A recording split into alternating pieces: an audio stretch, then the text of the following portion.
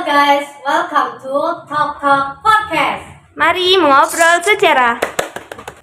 Untuk biologi pendidikan Muhammad Hatta. Astagfirullah. Halo guys, assalamualaikum. Oke, perkenalkan nama saya Aisyah Fitri. Hari ini saya akan membuatkan podcast sejarah ini dengan tema kelahiran Muhammad Hatta dan riwayat pendidikan serta periode mempertahankan kemerdekaan Indonesia. Sebelum saya menampilkan host dan juga narasumber kita hari ini, saya akan sedikit menjelaskan tentang biodata dari Muhammad Hatta. Muhammad Hatta lahir di Bukit Tinggi pada 12 Agustus 1902 dengan nama lengkap Muhammad Hatta. Adapun ayah dari Muhammad Hatta adalah Muhammad Jamil, seorang keturunan ulama Naksabindiyah di Payakumbuh, Sumatera Barat. Sementara itu ibunya adalah Siti Salehah yang merupakan keturunan pedagang di Bukit Tinggi, Sumatera Barat. Sejak kecil Muhammad Hatta telah dididik dan dibesarkan dalam lingkungan keluarga yang taat melaksanakan agama Islam. Sebab kakeknya Abdurrahman Batu Hampar merupakan seorang ulama besar.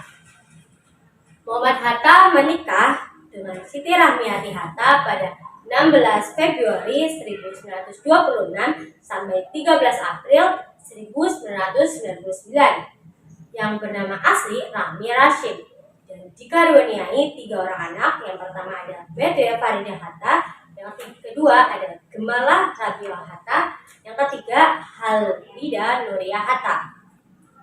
Beliau menempuh pendidikan dasar di Sekolah Melayu Bukit Tinggi dan kemudian pada tahun 1913 sampai 1916 lalu melanjutkan studinya di Europe Leisure School di Padang. Pada saat usia 13 tahun sebenarnya beliau telah lulus ujian masuk ke HBS tingkat dengan SMA di Batavia. Namun ibunya menginginkan agar Hatta tetap berada di Padang dahulu mengingat usianya yang masih terlihat muda. Akhirnya Hatta melanjutkan studi di Mulok di Padang, baru kemudian pada tahun 1919 beliau pergi ke Batavia untuk studi di HBS. Saat masih di sekolah menengah di Padang, Muhammad Hatta telah aktif di organisasi. Pada usia 17 tahun, Hatta telah lulus di sekolah tingkat menengah dengan hasil Oke, di sebelah saya sudah ada rekan saya. Perkenalkan, nama saya Eka Widrato. Dan di sebelah kanan saya sudah ada narasumber kita hari ini. Perkenalkan, nama saya Ani. Nah, sebelum kita membahas lebih lanjut, saya mau bertanya kabar dari kesibukan tadi hari-hari. Kabar saya alhamdulillah baik. Kesibukan saya sedang menjalankan program studi sejarah di Universitas di Penogoro. Oke, di awal saya sudah menjelaskan sedikit tentang biografi Muhammad Hatta. Nah, kita ingin mengetahui lebih lengkap tentang pendidikan Muhammad Hatta. Untuk biografi pendidikan Muhammad Hatta, setelah kelulusannya tersebut, beliau berangkat ke Batavia untuk melanjutkan studi di Sekolah Tinggi Dagang dan Hendrik School. Di Batavia, beliau juga aktif di Jong Sumatera Pusat, serta juga memiliki posisi sebagai bendahara. Lalu pada tahun 1921, Bung Hatta pergi ke Rotterdam, Belanda untuk belajar ilmu perdagangan dan bisnis di Netherlands School atau Rotterdam School of Commerce yang kini menjadi Erasmus University. Di sana beliau bergabung dalam perhimpunan Hindia dan tinggal selama kurang lebih 11 tahun. Pada tanggal 27 November 1956, Bung Hatta memperoleh kehormatan akademis, yaitu Dr. Honoris Causa dalam ilmu hukum dari Universitas Gadjah Mada di Yogyakarta. Wow, menarik sekali. Riwayat dari pendidikan Hatta ini, seperti yang kita ketahui, beliau juga memiliki banyak prestasi atau julukan contohnya Bapak Koperasi, Bapak Kedaulatan Rakyat, Bapak Perubahan Nasional, Bapak Hak Asasi Manusia, hingga Wakil Presiden pertama di Indonesia. Benar Eka. Nah, setelah mendengar riwayat pendidikan serta latar belakang beliau, Kita akan berganti langsung dengan pertanyaan seputar periode mempertahankan kemerdekaan Indonesia.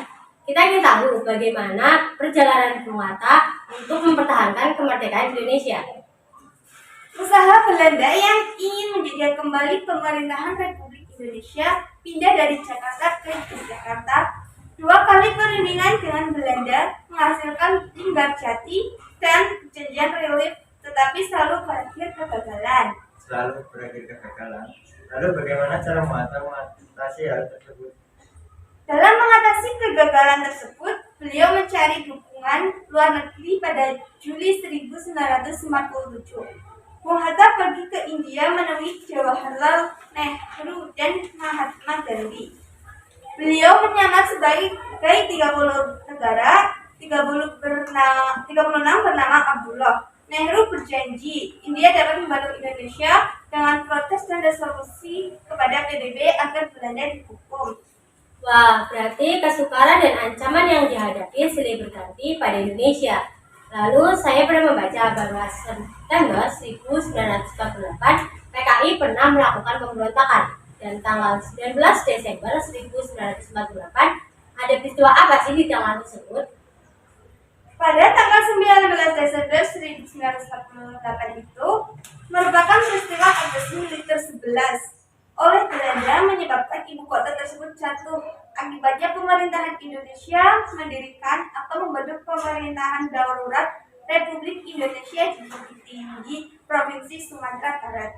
Seperti yang saya tahu, perjuangan rakyat Indonesia untuk mempertahankan kemerdekaan terus berkorban. Di mana-mana Panglima Besar Sudirman melanjutkan memimpin perjuangan bersenjata hingga ada peristiwa pada tanggal 27 Desember 1949 di Den Haag. Nah, saya juga ingin mengetahui ada apa pada tanggal tersebut. Pada tanggal 27 Desember 1949 di Jakarta terjadi penandatanganan naskah penyerahan kedaulatan antara Indonesia dengan Belanda yang diwakilkan oleh Muhammad Hatta untuk ditunjuk sebagai delegasi untuk menerima penyerahan kedaulatan di Belanda. Nah, saya ingin tanya, tahu nggak siapa saja yang terlibat di sana? Setahu saya ada Sri Sultan Hamengkubuwono IX sebagai delegasi menerima penyerahan kedaulatan di Jakarta, dan Dr. Abu Hanifah sebagai delegasi menerima penggabungan RI ke RIS. Akhirnya kedaulatan Indonesia diakui oleh Belanda. Benar. Bung Hatta yang mengetahui delegasi Indonesia dalam konferensi meja bundar untuk menerima pengakuan kedaulatan Indonesia dari Ratu Juliana. Bung Hatta juga menjadi Perdana Menteri waktu negara Republik Indonesia Serikat berdiri. Selanjutnya, Bung Hatta kembali menjadi Wakil Presiden Indonesia. Wow, benar-benar menarik ya. Mulai dari biografi beliau, lalu riwayat pendidikan serta perjuangan bagaimana Muhammad Hatta mempertahankan kemerdekaan Indonesia, ini benar-benar luar biasa. Betul sekali. Riwayat perjalanan hidup beliau memang sangat menginspirasi banyak anak muda di Indonesia. Kita semua berharap dapat terus mempertahankan kemerdekaan Indonesia yang telah Bung Hatta dan Bung Karno lakukan perjuangannya selama ini. Oke, terima kasih untuk Kak Hani atas waktunya. Kami mohon maaf apabila mungkin selama podcast ini berjalan ada kata-kata yang menyakiti hati dari Kak Hani. Sama-sama, saya juga senang diundang dalam podcast kali ini. Saya berharap saya mungkin bisa datang kembali ke sini untuk membahas topik yang lainnya. Oke, itu tadi podcast kami dalam tema kali ini. Terima kasih untuk teman-teman semua yang sudah menonton sampai akhir. Kami mohon maaf mungkin apabila ada kesalahan, semoga bermanfaat. Kami ucapkan mohon maaf sebesar-besarnya. Wassalamualaikum warahmatullahi wabarakatuh. Oke.